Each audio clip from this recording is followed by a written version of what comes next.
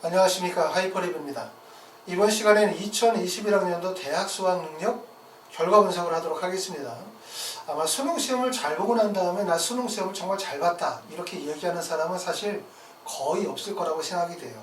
입시는 어찌 보면은 승자 없는 패자들끼리의 전쟁이라고 말할 정도로 정말 많은 사람들이 시험 결과에 대해서 만족하지 못하는 결과들을 가져갈 텐데, 특히 올해는 전년도에 비해서 수능시험 보고 난 다음에 행복해하는 사람들이 없을 것이다 라고 예상이 되어져요. 그 이유에 대해서는 제가 그전에도 말씀을 드렸지만, 첫 번째 이유는 학생들이 본인의 성적에 대한 객관적인 분석이 사실상 별로 많지 않았다 보니까 본인의 성적 또는 수능 결과에 대한 기대치가 일반적으로 높았다는 거, 이런 부분들이 결국 올해 수능에 대해서 불만족하는 이유가 되지 않을 수밖에 없는 이유라고 말씀을 드릴 수가 있어요. 자, 그러면 2021학년도 결과에 대해서 간략하게 한번 정리를 해보도록 하겠습니다. 첫 번째는 우리가 올해 수능이 전년도에 비해서 난이도가 높았다 이렇게 보여지고, 수능 만점자가 전년도 2020년도에는 15명이었는데 올해는 6명밖에 만점자가 나오지 않았어요. 재학생 3명, 재수생 3명에서 총 6명인데 만점자가 6명밖에 없는 이유는 첫 번째는 수능의 난이도가 어려웠기 때문에 그렇고, 특히 예를 들자면 국어 영역 같은 경우에, 두 번째는 수능의 난이도가 너무 낮았기 때문에 어떤 과목 같은 경우는 1등급이 만점을 맞아야 1등급을 하거나 또는 1등급과 2등급이 만점인 경우가 있기 때문에 결국은 시험이 너무 어렵고 시험이 너무 쉬웠던 경우가 교차하면서 결국 모든 영역을 만점을 맞는다는 것이 그만큼 어려웠었던 한 해가 아닌가라는 생각이 되어집니다. 전체 수능 응시생의 숫자는 전년도에 비해서 많이 감소해서 올해는 42만 1,034명 정도가 응시했는데, 이 중에서 졸업생, 재수생의 비율이 29.9%, 12만 5,918명으로 재수생의 비율이 가장 높았었던 역대 최고의 한 해라고 말씀을 드릴 수가 있는데, 6월과 9월에서는 재수생의 숫자가 많지 않았어요. 우리가 특히 올해 예상할 때는 올해 코로나19로 인해서 재수생의 숫자가 많이 늘어날 거라고 모두 다 예상했지만, 6월과 9월에서는 전년도와 동일한 형태로 보여지거나 심지어 9월에는 재수생의 숫자가 다소 줄면서 뜻 예상과 다르다라고 하는 생각을 하게 되어졌지만, 실제 수능시험에서는 우리가 생각했었던 것과 마찬가지로 재수생의 숫자가 크게 증가하는 형태를 보여주고 있습니다. 자, 국어와 수리 가형은 지난해에 비해서 다소 어려웠고 수리 나형과 영어는 평이했다라고 말씀을 드렸는데, 문제는 어떤 때문이냐면 수학과 영어는 전년도에 비해서 다소 어려웠다. 다소 어려웠다는 건 맞는데, 문제는 국어, 영어 영역과 수리 나형이 전년도에 비해서 쉬웠다는 거예요. 그러면 격차가, 요만큼의 격차가 다소 어려워지고 쉬워지니까 결국 격차폭이 커진 거죠. 다시 말하면 국어와 수리 가형을 잘 봤다는 것은 결국은 입시에서 매우 유리한 지점을 차지하게 되어졌다는 걸 의미하는 거고, 국어 시험을 만약에 못 봤다, 상대적으로 그렇다고 하면 입시에 매우 불리해질 수밖에 없기 때문에 올해는 결국은 국어가 입시의 가장 커다란 핵심이다 이렇게 말씀을 드릴 수가 있을 것 같습니다. 국어 영역은 전년도에 만점자가 140점이었는데 올해는 144점이고요. 수리 가형은 전년도에 134점, 올해는 137점. 영어는 전년도에 7.44%의 1등급이었는데 올해는 12.66%이기 때문에 사실은 영어의 영향력이 크게 떨어졌다 이렇게 보실 수가 있습니다. 자, 우리가 평가원에서는 코로나19로 인해서 상위권과 중위권의 격차 발생과 재수생과 재학생 간의 성적 격차를 우려했으나 별 특이점은 없다라고 말을 하고 있지만, 제 개인적으로 생각할 때는 막상 원서 지원을 통해서는 중위권과 상위권의 격차, 재수생과 재학생 간의 격차가 크게 발생이 되어질 수밖에 없는 한 해라고 생각이 되어집니다. 자, 먼저 이제 우리가 아까 봤었던 점에서는 우리가 올해 입시에서 제가 항상 누누이 말씀드렸지만 가장 큰 핵심은 뭐냐면, 첫 번째 하나, 그게 바로 뭐냐면 학생 수의 감소라고 할 수 있어요. 왜냐하면 대학에서 뽑는 정원은 변화가 없는데 학생 수가 감소한다는 것은 결국 경쟁률의 하락으로 이루어지게 되고, 경쟁률의 하락으로 이루어지게 되어지면 모든 대학의 경쟁률이 다 떨어지는 건 아니거든요. 선호도가 높은 대학이나 선호도가 높은 학과로 학생들이 쏠리는 현상이 커지게 되고, 선호도가 낮은 대학과 학과로 선호도가 낮아지는 경향이 벌어지기 때문에 결국은 대학과 학과 간의 격차가 크게 벌어질 가능성이 높아요.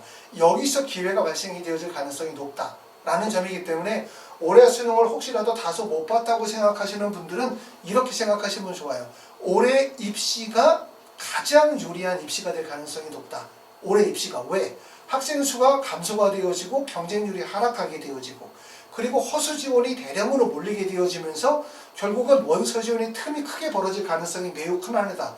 이렇게 보시면 될 것 같고 그리고 혹시라도 내가 1등급이 아닌 2등급이신 분들 2등급이 아니라 3등급이신 분들의 생각을 해보면 입시는 일종의 피라미드 형태라고 생각죠. 그렇죠? 피라미드라는 얘기는 뭐냐면 이렇게 입시가 피라미드 모양으로 생겼는데 이렇게 자 여기 기준으로 해서 1, 2, 3, 4, 5, 6, 7, 8, 9등급이죠. 이게 이제 결국은 등급 간의 격차거든요. 1등급이 4%, 2등급이 7%이기 때문에 결국은 등급이 떨어지면 떨어질수록 어떻게 되어지냐면 낮아지면 낮아질수록 대학이 많아지고 학과가 많아지고 뽑는 학생 수가 많아진다는 거예요. 아셨죠? 그러니까 1등급, 2등급, 3등급, 4등급으로 떨어지면 떨어질수록 결국은 학생 수가 많아지고 대학 수가 많아지기 때문에 결국 뭐가 발생이 되어진다면 점수의 편차가 크게 발생이 되어진다. 일반적으로 흔히 입시기관에서 예측하는 예측 점수와 합격 점수 간의 점수 편차 폭이 크게 벌어지기 때문에 입시기관에서 예상하는 것보다 좀 더 나은 대학을 갈 수 있는 기회가 많아진다고 보실 수 있어요. 상대적으로 우리가 1등급으로 가게 되어지면 결국은 학생 수와 대학 수가 매우 적어지고 경쟁이 치밀해지는 간격이기 때문에 구간이기 때문에 합격생들 간의 점수 편차폭이 적어요. 하지만 이게 2등급, 3등급, 4등급, 5등급으로 점수가 떨어지면 떨어질수록 대학이 많아지고 학생 수가 많아지기 때문에 결국은 점수 편차폭이 크게 벌어질 수 있다. 그렇기 때문에 이런 것들이 기회가 될 수 있다는 점을 말씀을 드리는 거예요. 그래서 만약에 혹시라도 내가 이번에 시험을 좀 못 봐서 나는 원래 1등급을 생각했는데 2등급을 맞았거나 2등급인데 내가 3등급을 맞았다고 한다면 내가 시험을 못 봤다고 해서 너무 좌절하고 실망하지 말고 아까 말씀드렸던 것처럼 입시에서 긍정적인 요소도 있기 때문에 조금 더 희망적으로 생각하고 지금서부터 남은 과정을 잘 준비하시면 될 것 같다라는 말씀을 드리고 싶고요. 그리고 지난번에도 제가 꼭 이런 말씀을 드리지만 우리가 입시의 승자는 수능시험을 잘 보는 게 승자가 아니거든요. 입시의 승자는 결국 합격을 해야 되는 거예요. 수능시험을 잘 봤다라고 해서 원하는 대학에 다 합격하는 거 아니고 수능시험을 못 봤다고 해서 끝나는 게 아니라는 점, 그 점을 우리가 꼭 알아두고 남은 과정이 입시에서 제일 중요한 과정이기 때문에 지금서부터 치밀하게 잘 계획을 짜시고 분석하셔서 원서 지원을 하시면 될 것 같습니다. 자, 지금 보여지는 점들은 아까도 말씀드렸던 것처럼 2019, 20, 21년도 가면서 자, 대학에서 뽑는 학생의 수를 봐요. 전문대학교 4년제 대학을 합쳐서 봤더니 55만 3천, 55만 3천, 55만 명 정도 되니까 자, 첫 번째는 2019, 20, 21년도로 가면서 대학에서 선발하는 학생의 숫자는 변화가 없는 거야. 그런데 학생 수는 어떻게 되지? 57만 명, 50만 1,000명, 44만 7천 명으로 2021년도 올해 선발하는 올해 수능 응시했던 학생의 숫자가 44만 7천 명이에요. 고3 재학생이. 그렇기 때문에 인원수가 크게 감소한 거죠. 자, 그럼 밑에를 보시면 올해 실제 학생들이 수능에 응시했었던 학생들의 숫자를 보게 됩니다. 자, 수능 원서 접수한 학생은 49만 3천 명이었어요. 고등학교 3학년 재수생을 다 합쳐서. 하지만 실제 수능 시험을 본 학생은 42만 1,034명이었는데 이게 2019, 20, 21년도로 가면서 얼마나 인원이 줄었냐 하면 2019년도에는 53만 명이었어. 그리고 2020년도에는 48만 8천 명, 그리고 2021년도에 42만 1,000명이니까 인원의 감소폭이 2019에서 20년도로 가면서 4만 1,271명이 줄었고요. 2020년도에 21년도로 가게 되어지면서 6만 7,915명이 감소하는 거예요. 학생 수가 엄청나게 줄어드는 거죠. 그러니까 대학에서 선발하는 학생의 수는 그대로 있는데 학생 수가 급격히 감소하게 되어진다라고 하는 것은 결국은 경쟁률의 하락으로 빚어지는 거예요. 근데 모든 대학의 경쟁률이 다 떨어지는 것이 아니라 말씀드렸던 것처럼 선호되어지는 대학과 학과, 비선호되어지는 대학과 학과 사이에 격차가 크게 벌어진다는 거죠. 여기서 얘기하는 비선호라는 건 뭐 지방에 있는 대학들만 얘기하는 것이 아니라 서울권에서도 비선호 대학들, 비선호 학과가 많죠. 똑같은 동일한 대학 내에서도 예를 들어 서울대라고 하면 서울대 내에서도 선호되어진 학과와 비선호되어진 학과 사이에서의 격차가 크게 벌어질 가능성이 매우 높다는 점을 말씀을 드리고 있는 겁니다. 자, 가채점 등급 얼마나 정확한가? 우리가 이 점에 대해서 한번 꼭 생각해 볼 필요가 있어요. 우리는 요번에 이제 정시 원서를 쓰시게 되어지면서 많은 학부모님들이 다 뭐를 보냐면 8개 기관의 입시 기관의 데이터를 가지고 원서 지원을 하죠. 우리는 사실상 데이터를 분석하거나 수집할 수 있는 능력이 별로 없어요. 보시는 분들이. 그러다 보니까 입시기관에서 가공해서 만들어 놓은 데이터를 신뢰하고 거기에 따라서 원서를 쓰시는 거죠. 그런데 입시기관에서 수능시험을 딱 보고 난 다음에 가채점을 통한 등급의 추정치를 발표를 했어요. 이게 왜 중요하냐면 이 등급의 추정치를 통해서 여러분들이 수능 이후의 논술고사, 수능 이후의 대학별 면접고사에 참여할지 안 할지를 결정하는 매우 중요한 기준점이었다는 점. 그리고 또 여기서 중요한 점은 뭐냐면 1등급부터 9등급까지 모든 등급이 우리가 관심사는 아니에요. 그렇죠? 가장 큰 관심사는 1등급, 2등급, 3등급 정도였었다는 점. 그런데 모든 대학, 전국에 있는 모든 대학의 학과의 점수를 다 추정치를 계산하고 등급을 맞추고 거기서 추가 합격 가능성까지를 다 예측한다라고 하는 입시기관에서 과연 1, 2, 3등급의 점수를 맞추느냐라고 보시면 국어 영역 같은 경우는 1등급부터 9등급이 아닌 1등급부터 8등급까지만 계산했었을 때 8개 기관의 적중률이 0.5%예요. 0.5%. 불과 1등급 88점을 맞춘 데가 스카이나 진학사나 대성만 맞췄을 뿐 나머지 모든 구간에서 등급을 하나도 못 맞췄다는 거죠. 지금 보시면 2등급이 82점인데 82점을 예측한 데는 아무 데도 없어요. 82점일 때 가장 낮게 예측한 스카이 79점, 비상 79점과 82점은 점수 차이가 3점 정도 점수폭이 났기 때문에 만약에 대부분의 학생이 79점, 80점을 맞춘 학생들이라고 한다면 이렇게 생각했겠죠.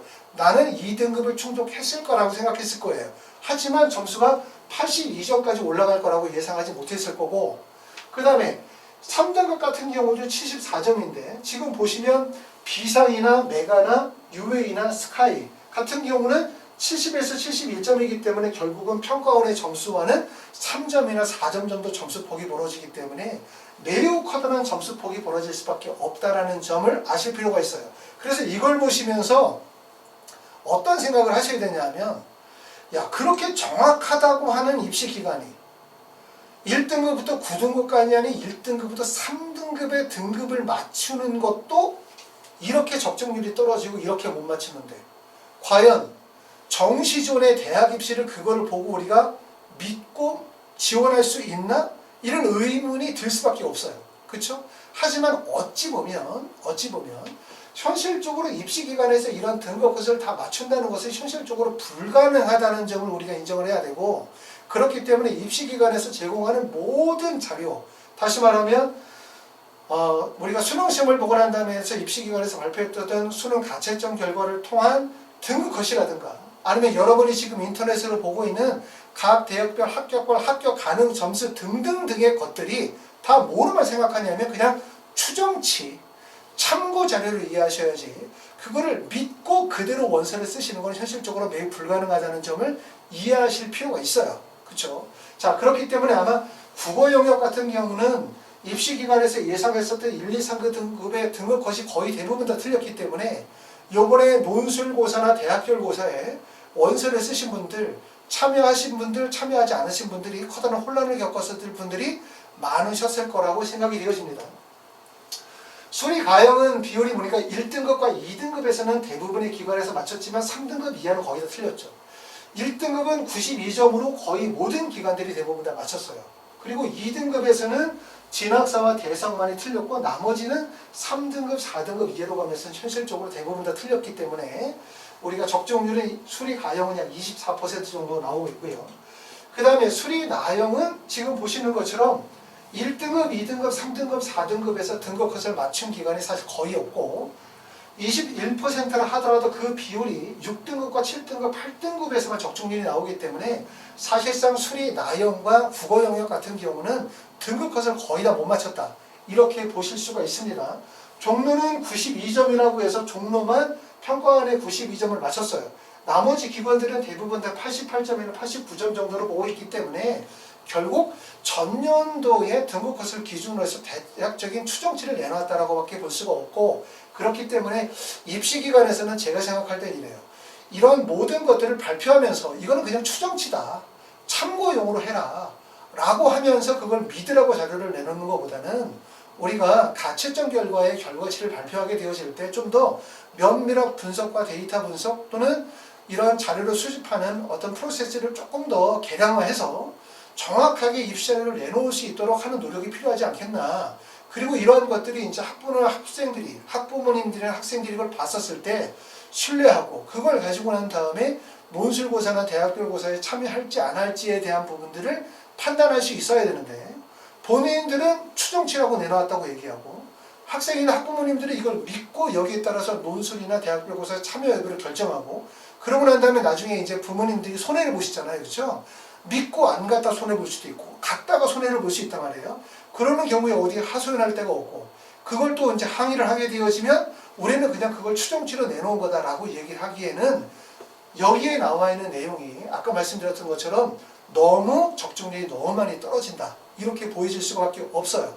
그래서 우리 입장에서는 아까도 말씀드렸지만 어떤 입장이냐면, 우리가 정보를 분석하고 데이터를 수집할 수 있는 역량을 가지고 있는 건 아니에요. 그렇죠? 많은 부모님들이 거기에 많은 시간을 쏟고 있는 것이 아니기 때문에, 그렇기 때문에 부모님들은 꼭 아실 점들은 뭐냐면, 입시 기관에서 내놓은 자료는 단지 추정치이며 참고용이다, 이렇게 생각하셔야지 그거를 정확한 데이터라고 믿으시면 절대로 안 된다는 점, 그 점을 제가 한번 꼭 말씀을 드립니다. 자, 상위 누적 비율에 대한 변화에 대한 부분들을 보게 되어지면 여기가 2020년도고 여기가 2021학년도예요. 국어 영역에 대한 부분을 보면 국어 영역은 벌써 지금 딱 보시는 것처럼 결국은 1등급 위의 비율이 상당히 높아졌다는 점을 알 수 있겠죠. 그렇죠? 난이도가 그만큼 높아졌다는 얘기고, 전년도에는 1등급이 91점으로 누적 비율이 4.82%였는데 올해는 1등급이 88점으로 4.40%, 그리고 100점이 144점 정도인데 140점이었기 때문에 지금 보시는 것처럼 국어 영역은 1등급 위의 상위 비율이 상당히 높아졌다고 볼 수 있고요.